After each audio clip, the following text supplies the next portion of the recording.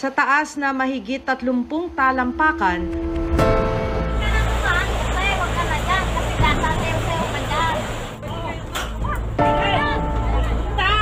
buwis buhay na tinatawid ng ilang estudyante ang isang hanging bridge sa barangay Cebu Springs, San Miguel, Bulacan. Ang batang si Christine Joy Blanco, 9 na taong gulang, maingat na tumatawid sa tulay papasok sa eskwelahan. Mapansin, sobrang hirap ng daan. Nagtatakot po. Sira-sira na po. Di din po kami dumadaan. Hahawak po kami dun sa may hawakan. Dito po sa gawin na to, buo pa po ang aming tulay. Kaya po okay lang po ditong dumaan. Ito po yung part na siwang-siwang na po. Magalaw na po siya. Isang maling hakbang, maaari siyang mahulog sa malalim at rumaragas ang ilog. Sa parehong tulay, ilang residente ang makikitang naglalambitin sa mga kable ng tulay para makaakyat. Yan. Hindi lang po kailangan, hindi kami dadaan dito. Makatawid kaya sila ng ligtas? Paano humantong sa ganitong sitwasyon ang tulay na ito? Gusto po namin magkaroon ng tulay po para po lahat po ng estudyante, mga mamamayan po dito, maginhawaan na po sila. Sa kabilang bahagi ng ilog, isa pang tulay ang nadiskubre ng reporter's notebook. Sira-sira at wala ng apakan ng hanging bridge. Tanging mga kable at pundasyon na lang ang natitira sa tulay. Pero sa kabila ng panganib, buwis buhay rin itong tinatawid ng mga residente sa tuwing malakas ang agos ng ilog. Sa bayan ng Alfonso Castañeda sa Nueva Vizcaya, nakuhanan pa ng video ang mga estudyanteng tumatawid sa isang hanging bridge. Maya-maya pa, bigla na lang bumigay ang tulay. Dahil sa insidente, mahigit 30 estudyante ang sugatan at nasaktan.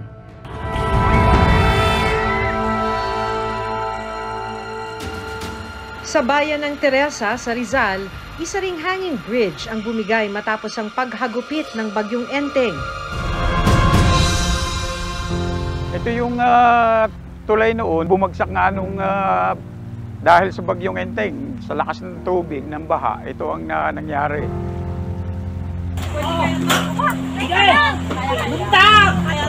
Ano nga ba ang ginagawa ng pamahalaan para matugunan ang mga problemang ito?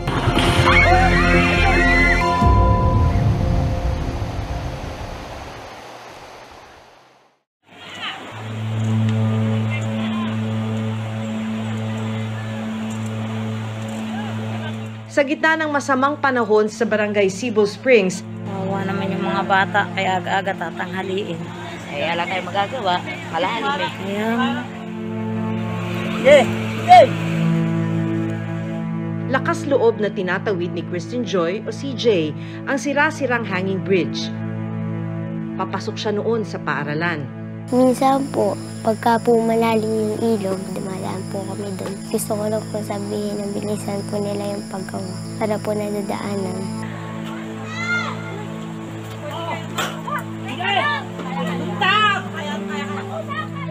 Kuha to ng isang residente dun sa ginagamit nilang footbridge. Kita mo naman na hirap talaga yung mga residente. Itong nakuna na sinusubukan ng bumaba mula dun sa dulo ng footbridge. Talaga namang isang maling tapak lang, pwede ka nang mahulog. Maliban dyan, talagang delikado na yung mismong footbridge dahil marupok na yung mga kahoy na kanilang tinatapakan. Ang sira-sirang hanging bridge lang daw kasi ang tanging paraan para makatawid papasok ng paaralan kapag mataas ang tubig sa Madlum River. Sira-sira na po. Hindi din po kami dumadaan sa gilid. Hahawak po kami doon sa may hawakan. Nakakapit po, tapos po lalakad. Pero sa bawat pagtawid ni CJ, ang labis na pag-aalala naman ng kanyang ina na si Crisanta. Siyempre, nag-aalala din po kasi kami, baka po tangay ng ilog. Minsan po kasi talaga malakas po agos.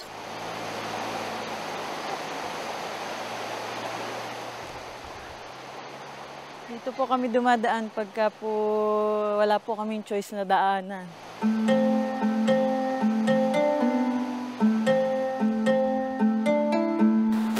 Dito po sa gawin na to, buo pa po ang aming tulay. Kaya po, okay lang po ditong dumaan. Ito po yung part na siwang-siwang na po. Magalaw na po siya. Bababa po tayo sa hagdan.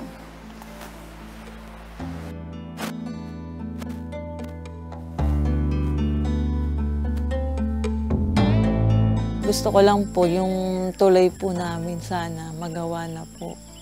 Para po yung mga estudyante po, hindi po sila mahirapan. Kasi delikado rin po, baka po abutan sila ng paglalim.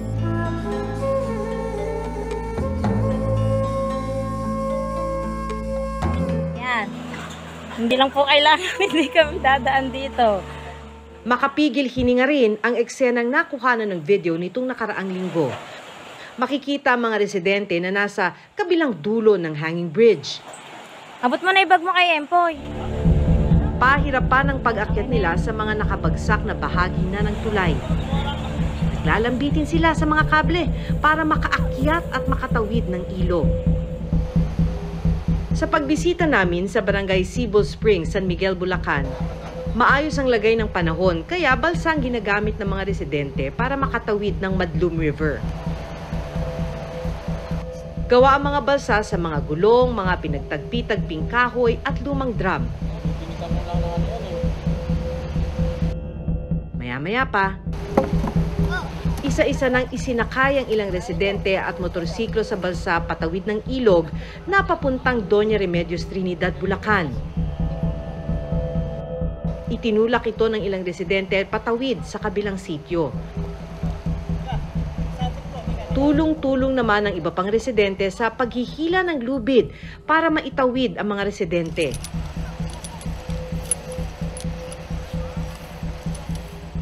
Isang 12 taong gulang na si Alvin sa mga nagtutulak ng balsa. Baba pala mo to, op! Ito raw kasi ang nakita niyang paraan para kumita at makatulong sa kanyang pamilya. Tandaan po. Minsan po, mga bebentehin, ganyan po sa akin. Pambili po ng bigas. Tsaka? Ulam po, asukal, kape. Makailang ulit na rin daw siyang muntik maaksidente habang nagbabalsa. Lagi kang nakakasugat. Meron po. Saan? Meron po. Saan yan galing? Doon po sa balsa na ano po ako, nadulas po ako. Masakit yung sugat mo? Medyo lang po. Tumigil na sa grade 1 si Alvin dahil sa hirap ng buhay. Mahirap po sa akin. Pero po kakayanin ko kahit ano lang po, pambili ng bigas. Saka yun po kay sila mama. Aawa po ako kasi yung ano nila malayo. Pero sa tuwing makikita ang mga estudyanteng itinatawid niya, Iinggit po ako. Anong gusto mong maging paglaki mo? Lalo po. Puti-training po sa mga gugubat. sa mga oras na walang sumasakay sa balsa na itinutulak at hinihila ni Alvin, saglit niyang kinalilimutan ang pagtatrabaho para magtampisaw sa ilog.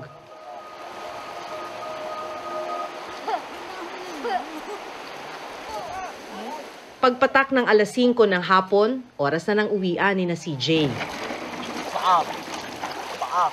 Sa balsa ni Alvin siya sasakay para makatawid ng ilog. Pagka po kasi malalim, sabi ko po sa kanila, pag hindi po nila kayang tumawid, magbabalsa sila. Kahit na wala kayong dala kakong pera, pag ano na lang po bayaran yung balsa po doon. Para po hindi sila masyado. Kasi delikado rin po, baka po abutan sila ng paglalim. Lalo po pagbaha po. Wala pong balsa paggabi po. Hindi po wala pong nagbabalsa paggabi. Kaya po siguro mapapilitan po kayong tumulay po doon sa tulay.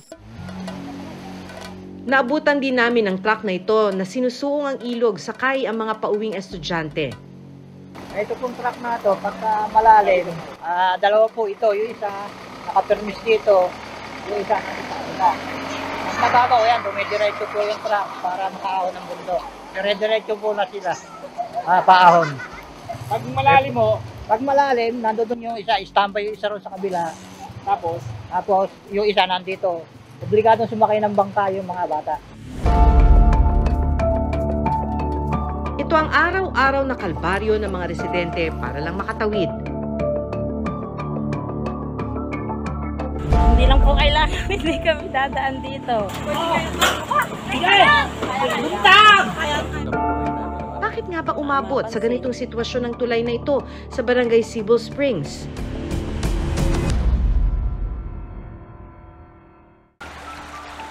Kwento ng sitio leader na si Mang Alberto, naabutan pa raw niyang ginagawa ang tulay noong 2013. Nakakaraan pa raw noon ang motorsiklo at kolong-kolong sa tulay. Bigat po ng mga dumadaang mga motor. Bagyo, inabot po ng bahayang. Nagsimulang kanyan, masira yung naunti-unti, mga makalipas sa mga 5 o 6 na taon. Mula noon, hindi na raw nagawa ang tulay sa kanilang lugar.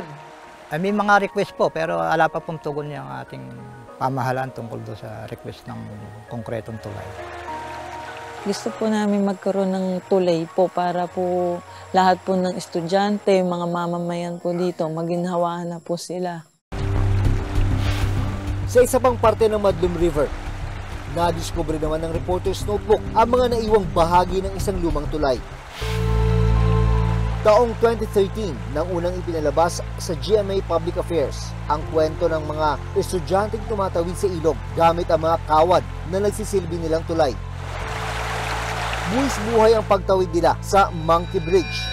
5 yung bata rito, dyan dumadaan. Yung lahat ng nakakaabot doon sa kable, hindi na pinapasa ng ama. Hindi kayang tumawid doon sa kabit, maliliit pa, hindi pa aabot yung kamay doon sa itaat. Pasan dito sa balikat, yung ama ang tumatawid, pasan yung bata. Dahil sa peligrong dala nito, nagpatayo ang lokal na pamahalaan ng San Miguel ng Hanging Bridge. Pero makalipas lang ang ilang taon, nasira yung mga kahoy. Nung bumaha nga ng malaki na yun, inaabot yung tulay na yan. tanging mga kable at poste ang naiwan sa Hanging Bridge. Dahil hindi na muling nagawa ang tulay, napilitan ng ilang residente na gamitin muli ang Monkey Bridge. Naabutan pa namin ang isang residente na buwis buhay na tinatawid ang mga kawad na patawid sa kabilang parte ng ilog. Habang ang ilan naman, balsa ang inaasahan para makatawid. Pero para kay Mang Calrito, wala na sigurong pag-asang magawa yan. Dahil ano yung pangako ng gobyerno na pagka-eleksyon, sabi, unang priority ko yung tulay nyo. Kung minsan nga may nagbibiro dito. Pinangako kayo, gusto nyo pang tuparin. Paliwanag naman ng 3rd District Engineering Office ng DPWH Bulacan. Nakapaglaan na raw sila ng 5 million pesos na pondo at nasimulan na raw ang bagong disenyo ng tulay. Pero humihingi pa raw ang kanilang opisina ng karagdagang pondo para masimulan na ang pagpapatayo ng panibago at mas ligtas na tulay. Target length po niya is 37 meters. Ongoing po yung pagdidesign po natin ng Bailey Bridge. Inaalap po natin kung ano yung magiging total cost ng ating project. Ang target naman po for completion po niyan, magawa na po natin yung ating mga documents, yung ating program of work and plans. Sisimulan naman po ito ng maaga. Para naman sa sira-sirang Hanging Bridge sa lugar ni na CJ at Alvin, ay sasama po natin yan sa high priority project po natin na possible na mapondohan po ng sa next funding year. Baka dyan na lang kami sa dadaan sa tulay, Hanging Bridge. Kasi yung kalsadang daanan namin, umapaw na yung tubig. August 28, 2024, nakuna naman ng cellphone video ang masamang panahon sa barangay Prinsa sa Teresa Rizal. Ayan guys. Malakas ang ragasa ng tubig sa ilog noon dahil sa habagat. Kapansin-pansin din ang isang hanging bridge sa ibabaw ng rumaragas ang ilog. Wow, ganda naman ng bridge. Wow, lakas ng tubig. Pero makalipas lang ang 5 araw, bumigay ang hanging bridge habang nananalasa ang bagyong Enteng. Nakunan pa ng cellphone video ang bahagi ng tulay na nakalubog sa tubig baha.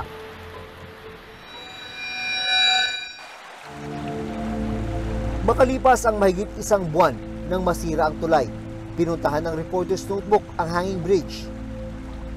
sira na ang pundasyon at tumabingi na rin ang tulay. Ito yung tulay noon, bumagsak nga nung dahil sa bagyong Enteng, sa lakas ng tubig, ng baha, ito ang nangyari. Nakapatong yung hanging bridge lang sa center support, itinulak ng mga basurang dala ng mga kahoy, kawayan, hanggang bumagsak. Tapos pati itong aming bagong gawang riprap, sa lakas ng tubig, bumigay. Noon lang namin naranasan na ang tubig na yan, tumaas ng ganun. Pero sa kabila ng kondisyon ngayon ng hanging bridge, ilang residente pa rin ang napipilitang tumawid dito. Wala po kasing ibang pwedeng daanan. Merong kayo napakalayo, iikot na malayo-malayo. Kung tutuusin, may spillway sa tabi ng nasirang hanging bridge na pwede ring daanan. Kaya lamang po, pag bumabaha, hindi maraanan. Gaya nung last week, medyo mataas ang tubig, nakalubog yung spillway. Yun pa rin tuloy ang ginagamit ng mga tao. Kaya para sa mga residente, mas madali pa rin kung sa hanging bridge sila daraan. Ito rin kasi ang nagsisilbi nilang shortcut papuntang bayan. Isang magsasakang si Mang Olderico sa mga residenteng nakikinabang sa nasirang hanging bridge. Malaking bagay talaga. Pag nga bumabaha, mahirap rin. Pag ikimay dala, uwi ako kang ganyan. Aabutin daw kasi ng halos 30 minutong lakaran ang alternatibong daan papunta sa bayan para madala ang kanilang inaning pananim. Sabi ng kapitan ng barangay, binisita na raw ng lokal na pamahalaan ng Teresa Rizal ang bumagsak na tulay. Nung mag-usap kami ng mga engineers na napunta rito, yun ang pinag-usapan namin, yung bagong design para mas matibay. Kung itataas from yung level ng tubig noon, maganda yung itaas pa ng mga 2 meters. Hindi gawin na ngayon lang para kami maginawa taga rito. Mahirap pa yung pagbumabaha, lumalambitin ka para ang matching. Kinuha namin ng pahayag ang LGU ng Teresa Rizal para tanungin kung ano ang plano nila sa nasirang hanging bridge. Pero hanggang ngayon, hindi pa rin sila sumasagot sa amin. Sa bayan naman ng Alfonso Castañeda sa Nueva Vizcaya, isang hanging bridge rin ang bigla na lang bumigay habang tumatawid ang mga estudyante. Isang estudyanteng si Janrel Atan, 14 na taong gulang sa mga tumatawid noon sa hanging bridge. Pero si Janrel, isa sa pinakamalalang napuruhan dahil sa aksidente. At kinailangan pang operahan matapos pumutok ang pali o spleen sa loob ng kanyang tiyan. Masakit ang kalooban ko. Ganon ang mangyayari sa anak ko. Hindi ko matanggap yung nangyari sa kanya. Ikaw po magkaloob sa kanila, Panginoon.